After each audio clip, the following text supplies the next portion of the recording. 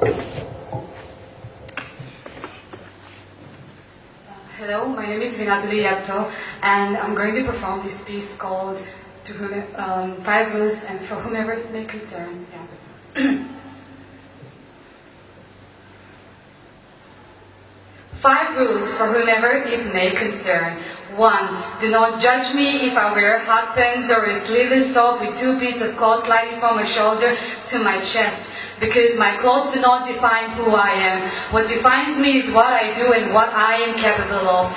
2. Do not stare at me if I have bright colored hair or an inked body. Of course, you can look at me and appreciate the art and effort, but I do not give you the right to stare at me and make me feel uncomfortable. It is an act of bravery, bravery of being different, of being unique, of not being afraid to experiment, and not an open invitation to laugh or mock at.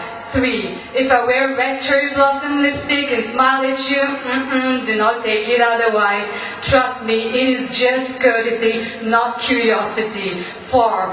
If you say sorry and I say it's okay, it doesn't mean I am okay with you hurting me. It means you do it again and you know the consequences, which brings me to 5.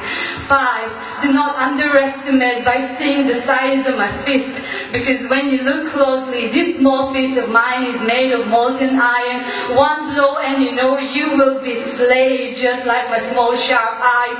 It is so sharp that it can cut you into 1,000 pieces when you look at it with lust and hatred.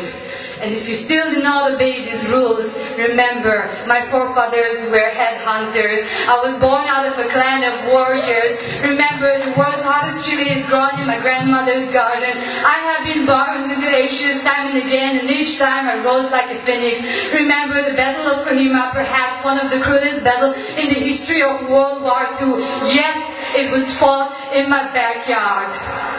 But dear, if you smile at me with love, kindness, and oneness, I will be your friend. I will take you to places you haven't been before, from plains to mountains, river to valleys.